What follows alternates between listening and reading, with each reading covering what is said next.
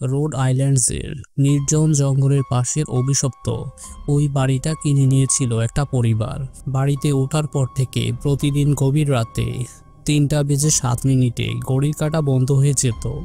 এর সাথে শুরু হয়ে যেত অজানা কান্নার আওয়াজ এবং ঘটতে থাকতো একের পর এক অদ্ভুত ঘটনা।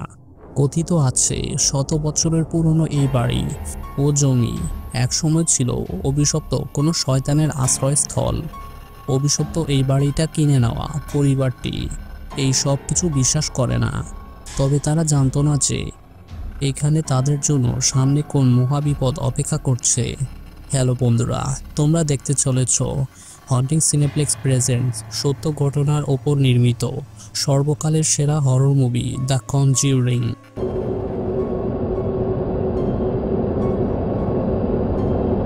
ঘটনাটি শুরু হয় 1968 সালে।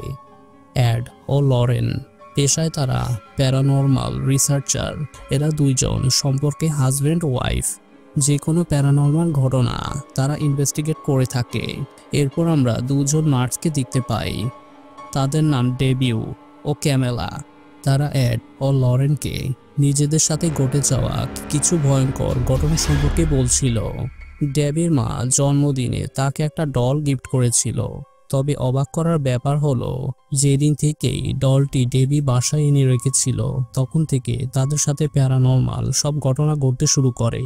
একসময় তারা জানতে পারে এই ডলটিতে রয়েছে ভয়ানক কোনো অশুভ শক্তির প্রেতাত্মা।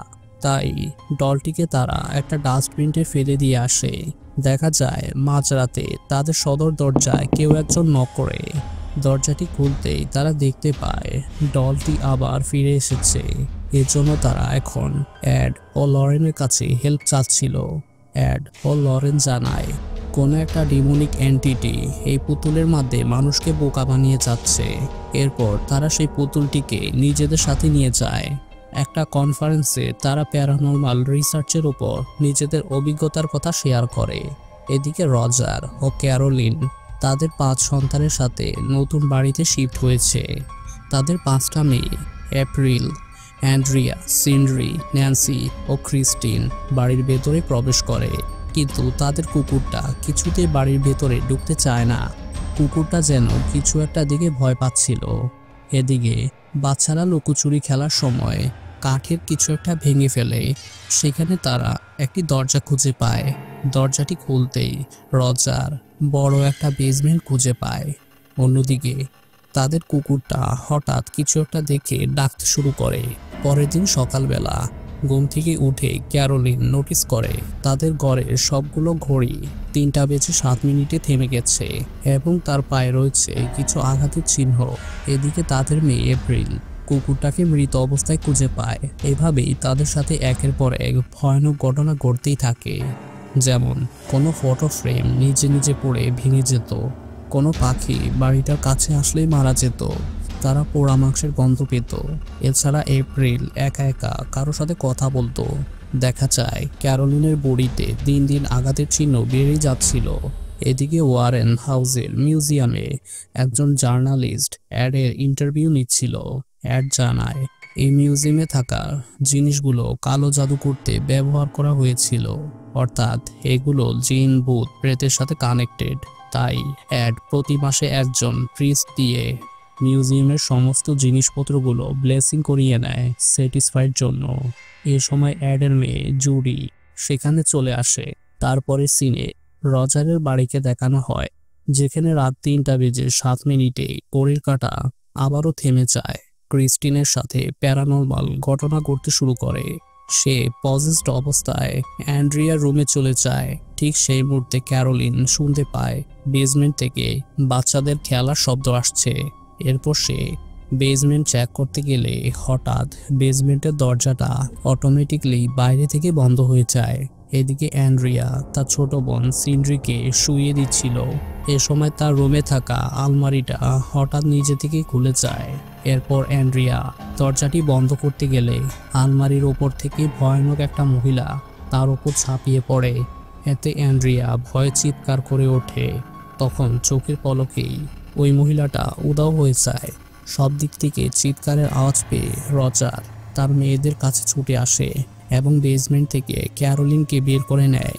সবকিছু দেখে তারা বেশ ভয় পেয়ে যায়। তারা বুঝতে পারে এসব কিছু কোনো শয়তানের কাজ। পরের দিন অ্যাড ও লরেন সুপার ন্যাচারাল সম্পর্কে কোনো একটা লেকচার দিচ্ছিল, যেখানে অডিয়েন্সে ক্যারোলিনও ছিল। ক্যারোলিন অ্যাড ও লরেনের কাছে হেল্প চায় এবং ফার্ম হাউসে তাদেরকে ইনভাইট করে। এরপর অ্যাড ও লরেন ফার্ম হাউসে আসে। রজার তাদেরকে একের পর এক ঘটনা খুলে বলে। লরেন তার শক্তির মাধ্যমে বেসমেন্ট থেকে বুঝতে পারে এখানে ভয়ানক কিছু একটা ঘটে চলেছে। সে এপ্রিলকে জিজ্ঞাসা করে জানতে পারে রোরি নামে তার এক বন্ধুর সাথে সে প্রায় কথা বলে। এরপর লরেন এপ্রিলকে বলে তার বন্ধুকে দেখানোর জন্য। তখন এপ্রিল লরেনকে সে মিউজিক বক্সটা দেখায়, যেটা সে একটা গাছের নিচে খুঁজে পেয়েছিল।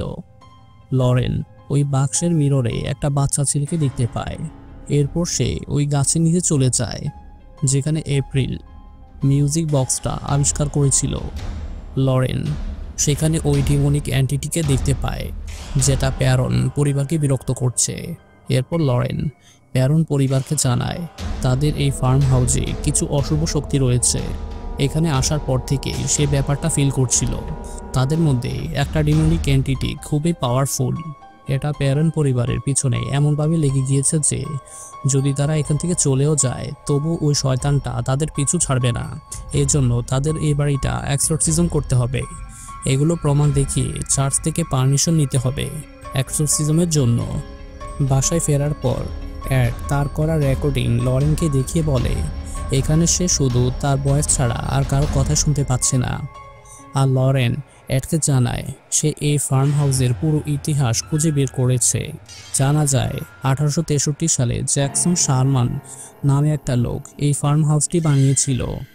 সে বাথশেবা নামের এক মহিলাকে বিয়ে করেছিল। বাথশেবা শয়তানের পূজারী ছিল।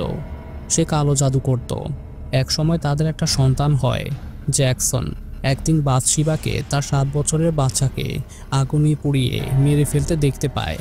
এরপর বাথশেবা ফার্ম হাউস থেকে বেরিয়ে গাছে ফাঁস দিয়ে আত্মহত্যা করে, নিজেকে শয়তানের উদ্দেশ্যে স্যাক্রিফাইস করে। আর সময়টা ছিল রাত 3টা 7 মিনিট। মৃত্যুর আগে বাথশেবা জায়গাটিকে অভিশাপ দিয়ে যায় যাতে কেউ এখানে থাকতে না পারে। এর ফলে বাড়ির সবগুলো ঘড়ি রাত 3টা বেজে 7 মিনিটে এসে থেমে যায়। এরপর থেকেই এই ফার্ম হাউসে অনেকগুলো মৃত্যুর ঘটনা ঘটেছে। একদিন রোরি নামের একটা বাচ্চা ছেলে হঠাৎ হারিয়ে যায়। এরপর ফার্ম হাউসের সামনের লেকে বাচ্চাটার মৃতদেহ খুঁজে পাওয়া যায়। পরবর্তীতে ছেলের মৃত্যুর শোকে তার মা বেসমেন্টে মৃত্যুবরণ করেছিল। এমনকি পাশের প্রতিবেশীর কাজের মেয়ে কিচেনে সুইসাইড করে। অ্যাড ও লরেনের কনভারসেশনের মধ্যে হঠাৎ করে অ্যাডের রেকর্ডার নিজে থেকে চালু হয়ে যায় এবং সেখানে ক্যারোলিনের ক্লিপের পরিবর্তে বতিক একটা শব্দ আসতে থাকে। ঘড়িতে তখন 3টা বেজে 7 মিনিট ছিল। পরের দিন তারা পুলিশ অফিসার ব্রেডকে নিয়ে এভিডেন্স কালেক্ট করার জন্য ফার্ম হাউসে চলে আসে। তাদের সাথে ড্রু নামের একটা ছেলেও ছিল। তারা পুরো ফার্ম হাউসে হোলি ওয়াটার ছিটিয়ে দেয় এবং মাইক্রোফোন ও সিসিটিভি ক্যামেরা ফিট করে যাতে ডিমনিক অ্যান্টিটিগুলো উত্তেজিত হয়ে যে কোনো কিছু একটা করে। আর এতে করে তারা এভিডেন্সও পেয়ে যাবে। কিন্তু সেই দিন রাতে তেমন কিছুই হয় না। পরের দিন সকালবেলা লরেন তার কাপড় শুকাতে গেলে বাথশেবার আত্মাকে দেখতে পায়।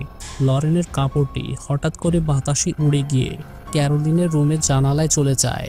লরেন তখন দেখতে পায় বাথশেবা ক্যারোলিনের রুমে দাঁড়িয়ে আছে। সে তাড়াতাড়ি ক্যারোলিনের রুমের দিকে ছুটে যায় ক্যারোলিনকে বাঁচানোর জন্য। কিন্তু ততক্ষণে বাথশেবার প্রেতাত্মা ক্যারোলিনের শরীরে ঢুকে পড়ে এবং তাকে পজেস্ট করে নেয়। এদিকে রজার অ্যাডকে ধন্যবাদ জানায়। তখন অ্যাড বলে এই সব কিছুর ক্রেডিট লরেনের।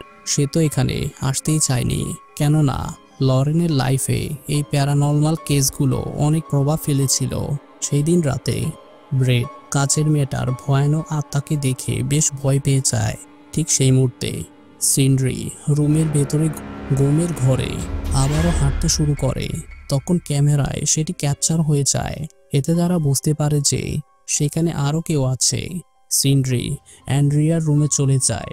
লরেন মাইক্রোফোনে শুনতে পায় কেউ যেন সিন্ড্রিকে লুকিয়ে যেতে বলছে।